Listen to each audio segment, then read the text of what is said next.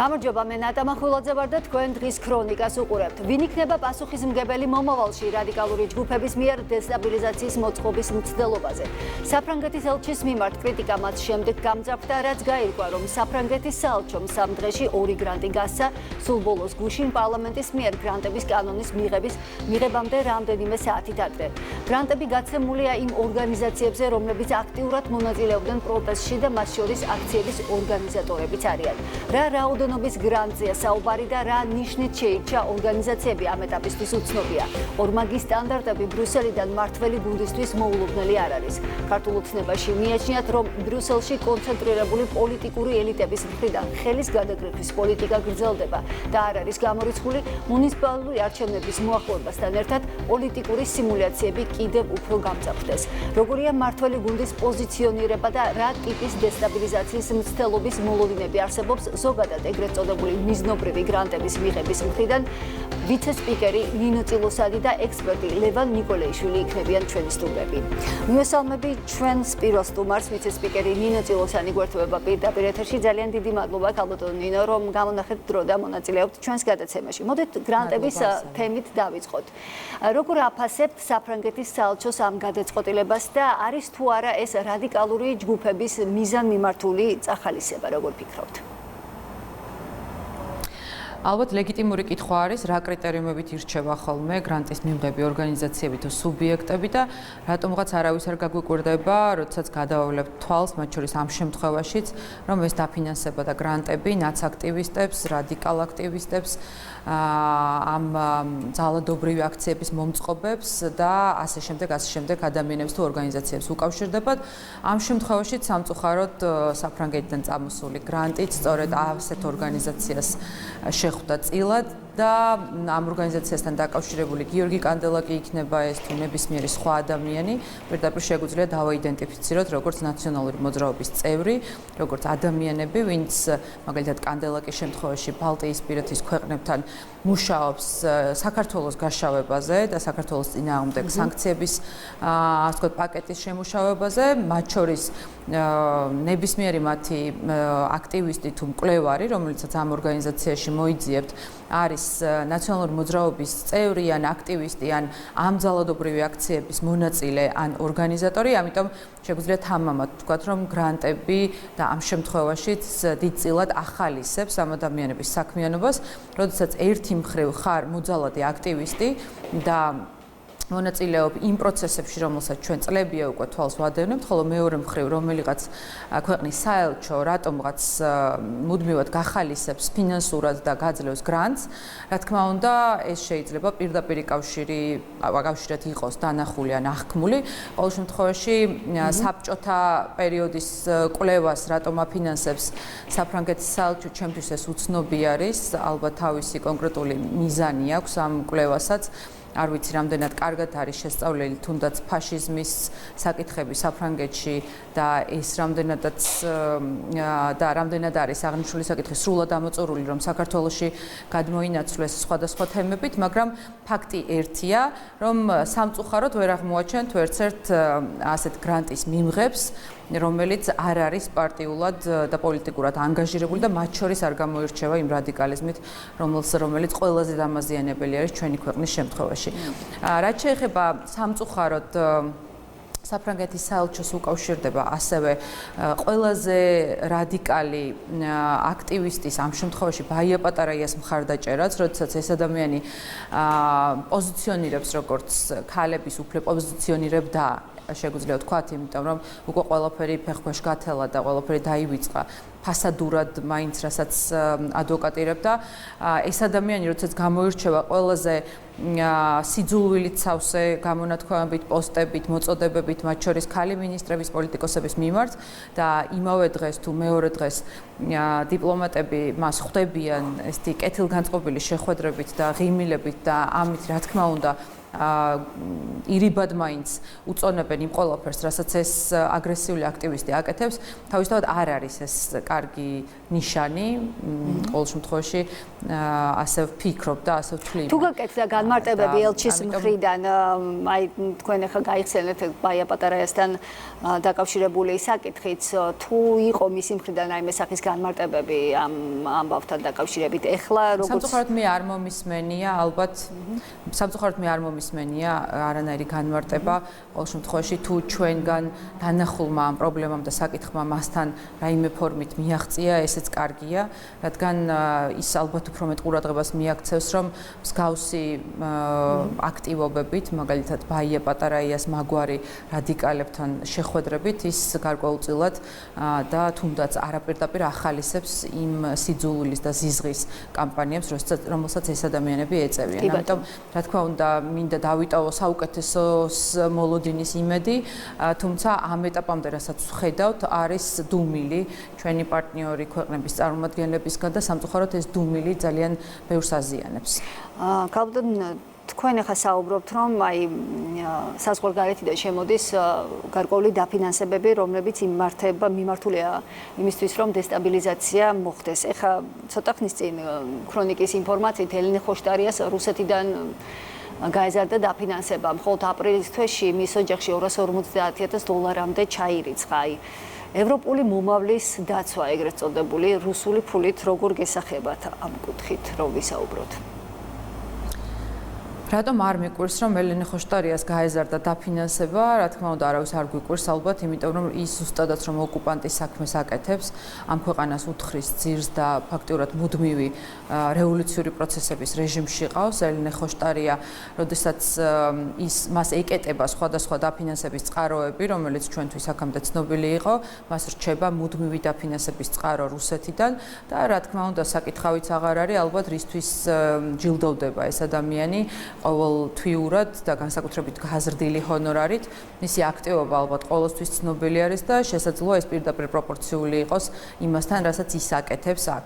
ამიტომ, რა თქმა უნდა, ამ ადამიანის მორალურ მხარეზეც აღარ ვსაუბრობ, როდესაც ის იკვებება რუსეთიდან და ფაქტიურად რუსულ ფულზე ზის.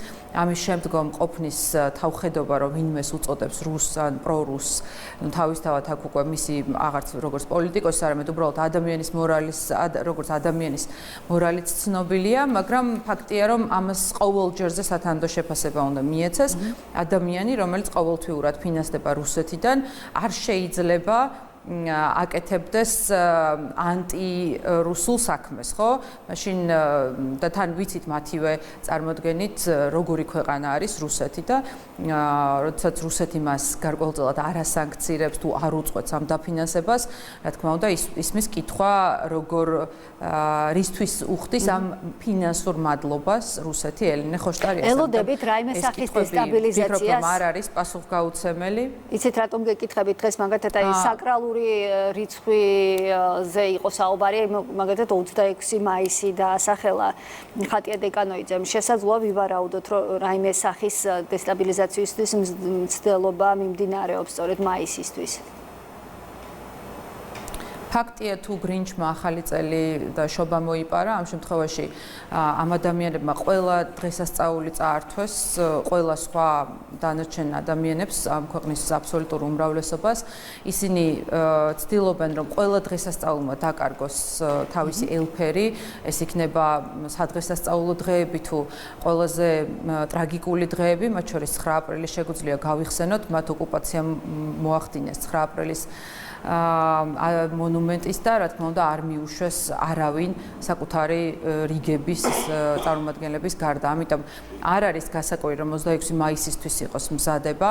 ისინი ყველა თარიღს გამოიყენებენ და ფაქტიურად იყენებენ კიდეც. ამაში გასაკვირი არაფერი არ არის. თავარია, რომ დაფინანსება, რომლის წყაროების აღმოჩენითაც ფაქტიურად მთელი ეს პერიოდი საზოგადოება თვალნათლივ ხედავდა, თუ საიდან იკვებებოდნენ ეს ადამიანები, ახლა კიდევ უფრო თვალნათელი არის, რომ გაზრდილი დაფინანსება რუსეთიდან ელინე ხოშტარიესთვის ახალი ენერგიით ამ რადიკალიზმის განხორციელების საშუალებას მისცემს. კი ბატონო.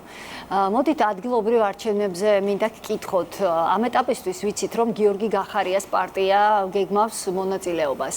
მართლმა გუნდმა, როგორც თავად განმარტეთ, მეორე შანსი მისცა კოლექტიურ ნაცმოძრაობას, რომ იყაროს კენჭი ამ მუნიციპალურ არჩევნებში მიიღოს მონაწილეობა. იყო თუ არა ეს ერთგვარად ტექნიკური საკითხი, მხოლოდ თუ აი რაიმე გათვლა აქვს კიდევ ქართულ ოცნებას, მაგალითად ამბობდით, რომ ახალი პოლიტიკური ძალები უნდა შემოსულიყვნენ პოლიტიკურ ასპარეზზე. წინა საარჩევნოდ გულისხმობ ადგილობრივ არჩევნებს, მაგრამ ამ ეტაპისთვის არ ჩანს ეს უახლოეს მომავალში ჰორიზონტზე, პოლიტიკურ ჰორიზონტს გულისხმობ. რასაც ალბათ საზოგადოება უკვე დარწმუნდა, ქართულ ოცნებას აქვს ძალიან სწორი პოლიტიკური გათვლები და ნაბიჯები.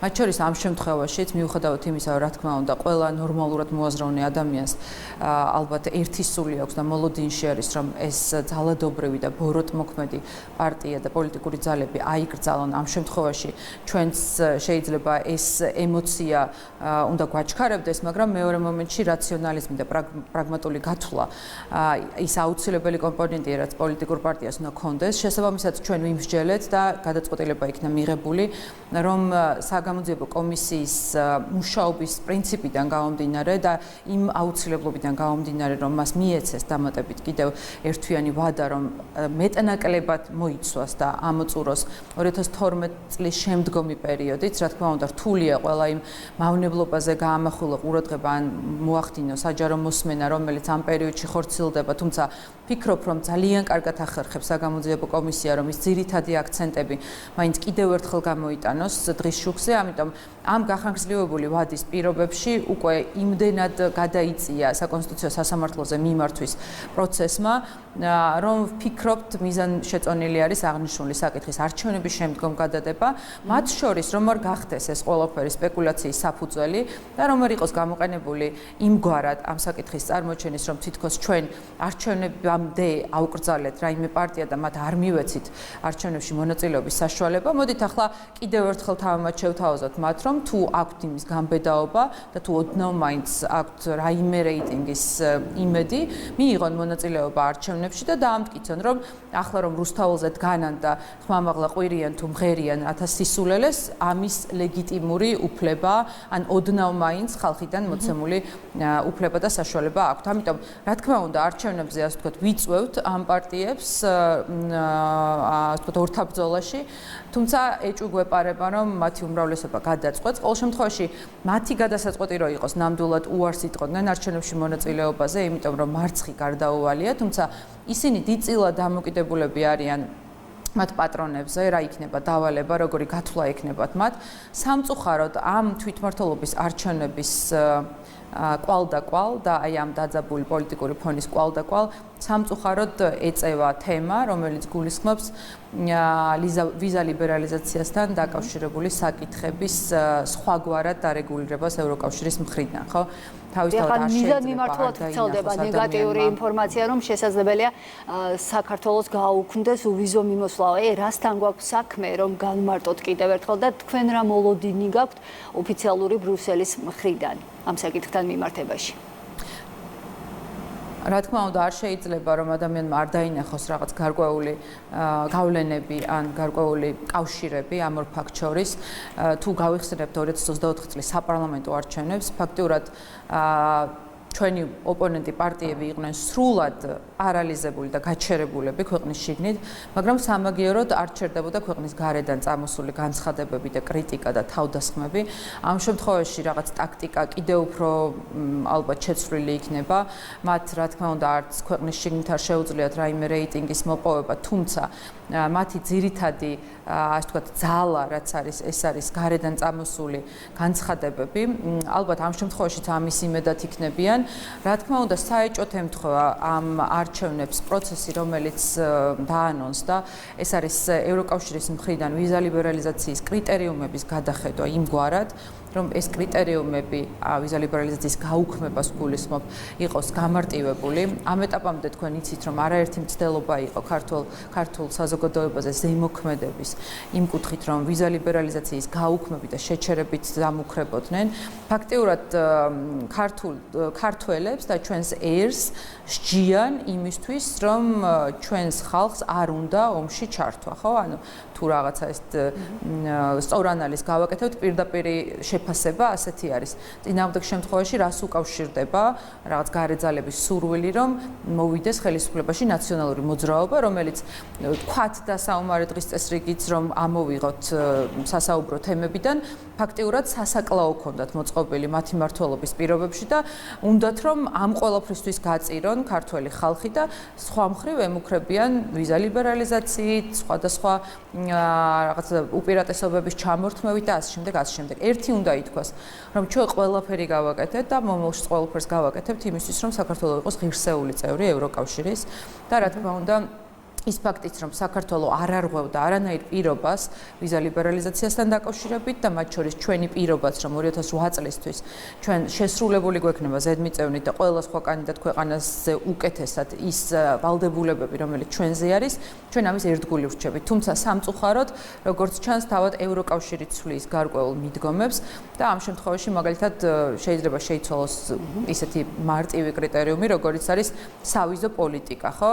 უბრალოდ ჩვენს მაყურებელს რომ ესმოდეს, მაგალითად შეიძლება იყოს მიღებული ისეთი გადაწყვეტილება, რომ საქართველოს, უკრაინა, მოლდოვა, რომელიმე კანდიდატი ქვეყანა თუ არ არის ამ ქვეყნის სავიზო პოლიტიკა თუ არ არის შესაბამისობაში ევროკავშირის სავიზო პოლიტიკასთან, ამ შემთხვევაში შეეზღუდოთ ვიზა ლიბერალიზაცია. ეს შეიძლება იყოს დასჯის მექანიზმი, შანტაჟის მექანიზმი დაუშვათ ევროკავშირის მხრიდან, თუნდაც საქართველოს მისამართით. აი უბრალოდ დავასრულებ რას გულისხმობთ, მაგალითად საქართველოს აქვს უვიზო მიმოსვლა ჩინეთთან და ამავე დროს ევროკავშირს არ აქვს უვიზო მიმოსვლა ჩინეთთან. ეს პირდაპირ შეუსაბამობად შეიძლება ჩაითვალოს ევროკავშირის სავიზო პოლიტიკასთან და ასე შემდგომი ასე ვთქვათ ფაქტორები და კომპონენტები. ამიტომ რა თქმა უნდა, ერთი არის, რასაც ჩვენ ოფიციალურად ვისმენთ, თუმცა მეორე არის კითხვა, რატომ დადგა საჭიროება იმისა, რომ ეს ყველაფერი გამკაცრდეს. არ მომისმენია აქამდე არანაირი არგუმენტი, ანუ რატომ რამ გამოიწვია ვიზა ლიბერალიზაციასთან დაკავშირებული კრიტერიუმების გამარტივება, შეჩერებასთან დაკავშირებული გამარტივება, ამიტომ რა თქმა უნდა, ალბათ ჩვენივე ფიქრებში საკმაოდ შორს მივდივართ ამის ასახსნელად. ძალიან დიდი მადლობა ჩვენს ეთერში ვიცე-სპიკერი ნინო წილოსანი საუბრობდა. ეხლა კი მივესალმები ჩვენ შემდეგ სტუმარს, ლევან ნიკოლეიშვილი, ექსპერტი გვერდთობამბობს სტუდიაში. ძალიან დიდი მადლობა, რომ მოიცალეთ, გამონახეთ დრო და მოგზადით ჩვენთან სტუდიაში. მოკლედ, მინდა გრანტების თემით დავიწყოთ თქვენთან საუბარი. საფრანგეთის საელჩოს მიერ გავრცელებულ ინფორმაციაში, რომლის თანახმად საბჭოთა წარსულის კვლევის ლაბორატორია სამოქალაქო საზოგადოების პროექტების მხარდასაჭერად საელჩოს მიერ გამოცხადებული კონკურსის გამარჯვებულია და როგორც საელჩო წერს, პროექტი შექმნის ახალ ტურისტულ მარშრუტებს გორსა და ქუთაისში, რომელიც შეისწავლის საქართველოს საბჭოთა წარსულს. აი, რამდენად სარწმუნოა თქვენთვის ეს განმარტება და თუ არ არის სარწმუნო, მაშინ რა საფრთხეებს ხედავთ ზოგადად? პირველ რიგში უნდა ითქვას მთავარი სიმართლე, რომ ეს არათუ სარწმუნო არის, ეს არის აბსურდი, აბსოლუტური, ვინაიდან მე ვერ ხედავ ვერავითარ სერიოზულ მიზეზს იმისათვის, რომ დღეს მოხდეს რაღაცა ისეთი მარშრუტების შესწავლა გორსა და ქუთაისში, რომელიც რაღაც საბჭოთა წარსულთან, კვლევასთან დაკავშირებით ვიღაცას რაღაცაში დაეხმარება. ეს ორგანიზაცია, რომელიც ასე ვთქვათ, მზადყოფნაში რომ მიიღოს ეს გრანტი, მანდამაინც მიუხედავად მისი სახელწოდებისა, დიდი კვლევებით არ გამოირჩევა ამ მიმართულებით და მეორეც აბსურდულობას კიდევ ერთხელ მატებს ის ამბავიც, რომ ამ შემთხვევაში მიუხედავად იმისა, რომ თითქოს განაცხადა საფრანგეთის საელჩომ მიზნებთან დაკავშირებით, თვითონ მიზეზს ვერ ხედავ, რატომ უნდა იყოს დაინტერესებული დონორი დღეს აი ამ საკითხის ესეთი შესწავლის მიზნით. ვინაიდან მილიონი გამოწვევა არის, მილიონი საინტერესო საკითხი არის, თუნდაც ევროკავშირის საქართველოს ურთიერთობები, უსაფრთხოების ახალი არქიტექტურა, მასთან საქართველოს დამოკიდებულება, საქართველოში მიმდინარე პოლიტიკური მოვლენები და ასე შემდეგ. ეს ხო შეიძლება და პირდაპირ ღია თქმულიყო, აი ამის შესწავლა გვინდა, ამასთან რაღაც დაკავშირებით, გვინდა ჩვენ რომ დავეხმაროთ როგორც დონორი ერთ-ერთ ორგანიზაციას, რომელიც დადებს შესაბამის კვლევას. არა, აქ არის შეფარული მიზნები და ამაში ჩვენ დავუკვირდებით იმ შემთხვევაში, თუ კი ეს კვლევა არ განხორციელდება იმ მიმართულებით, რა მიმართულებაც ჩვენ შემოგთავაზებთ, ხომ თავისთავად ცხადია.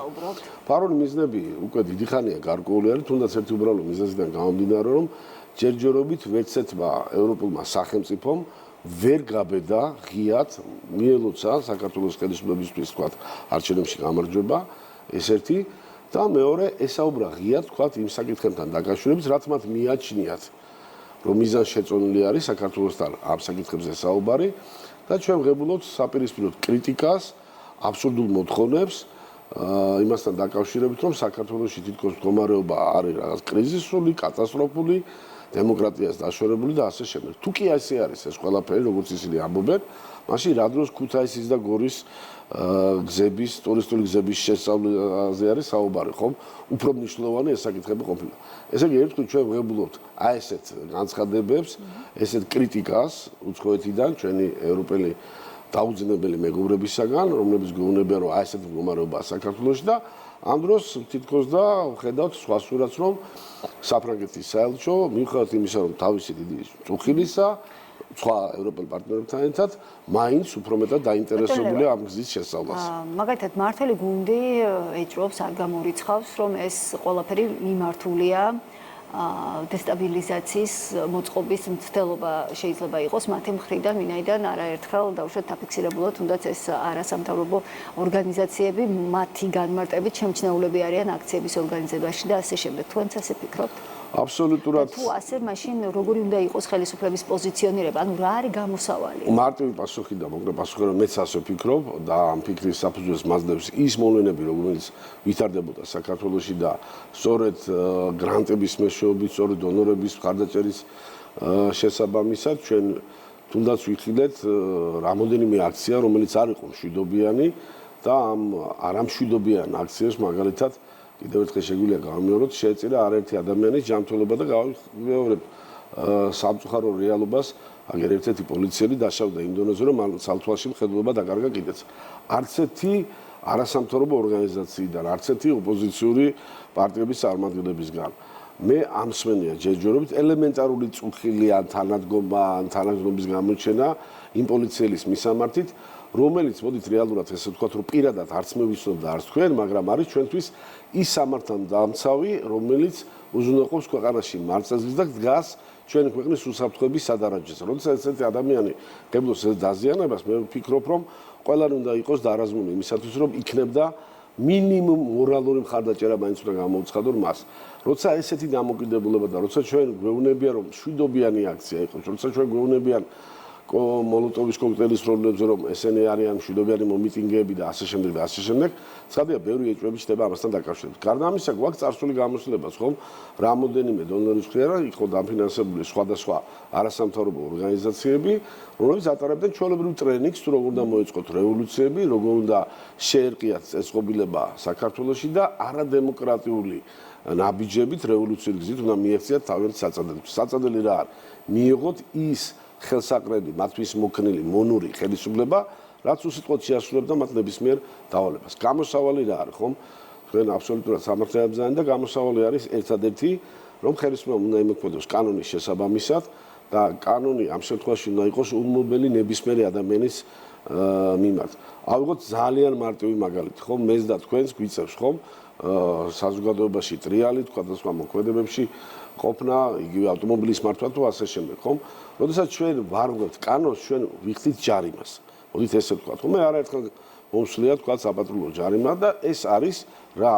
ეს არის ერთგვარი ღონისძიება იმისათვის, რომ მე რაღაცა დავაშავე და ამ დანაშაულის გამო მე პასუხი უნდა ვაგო, თქვა იმ მინიმალური გადასახადით, რაც არის განსაზღვრული ამ დანაშაულისაც. მაგრამ როდესაც დანაშაული ცილდება ისეთ ქმედებას, რომელსაც შეიძლება წესწყობილებას, სახელმწიფო ინტერესებს, ეროვნულ ინტერესებს შეუქმნას სერიოზული ზიანი, რა თქმა უნდა, სახელმწიფო და შესაბამისი ორგანოები უნდა იყვნენ ძალიან მაღალ დონეზე და ძალიან მკაცრები. ვინაიდან კიდევ ერთხელ ეს არ არის არც ერთი ეს ქვეყანა არ წარმოადგენს არც ერთი პარტიის კუთვნილებას. ეს არის მთლიანად ჩვენი კუთვნილება და ამ შემთხვევაში ჩვენ ფიქრობთ და მიგვაჩნია, რომ ხელისუფლებამ უნდა იმოქმედოს ისე, რომ აღკვეთოს ყველა დანაშაული და პრევენცია განახორციელოს იმისათვის, რომ მშვიდობა და სტაბილურობა, რაც ამდენი ხნის განმავლობაში, მართლაც ბეწვის ხიდის ხარჯზე, ამ ხელისუფლების დამსახურებით და საზოგადოების დამსახურებით ჩვენ შევინარჩუნეთ, არ იყოს შეცვლილი.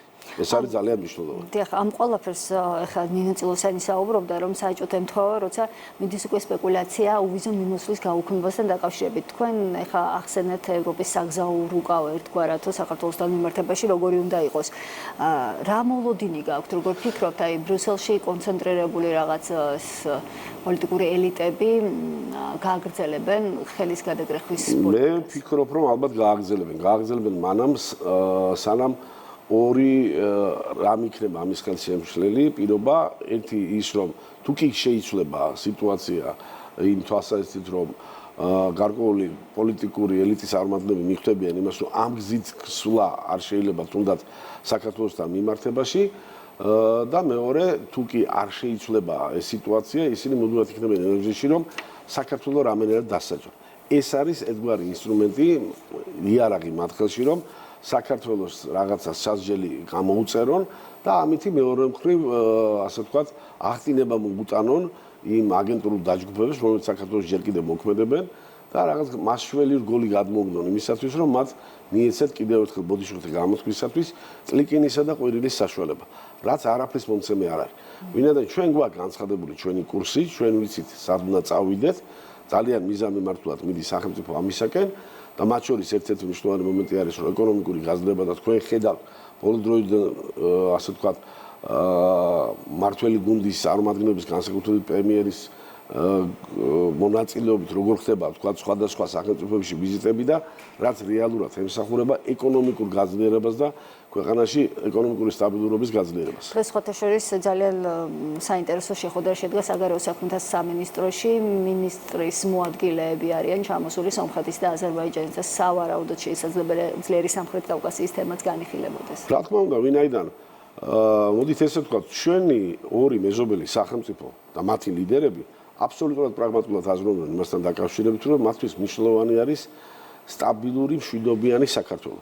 ვინაიდან, როგორც ჩვენთვის არის ასევე ანალოგიურად მნიშვნელოვანი, რომ იმათ ქვეყნებში, აზერბაიჯანში თუ სომხეთში იყოს მშვიდობა და ჩვენ ასევე მივესალმებით იმას, რომ საბოლოო ჯამში ხელი მოეწერა იმ ხელშეკრულებას და იმ შეთანხმებას, რაც აძლევს გარანტიას ორივე ქვეყანას, რომ მოდით ასე მარტივად ვთქვათ, რომ საომარი მოქმედებები აღარ განახლდეს, ხო?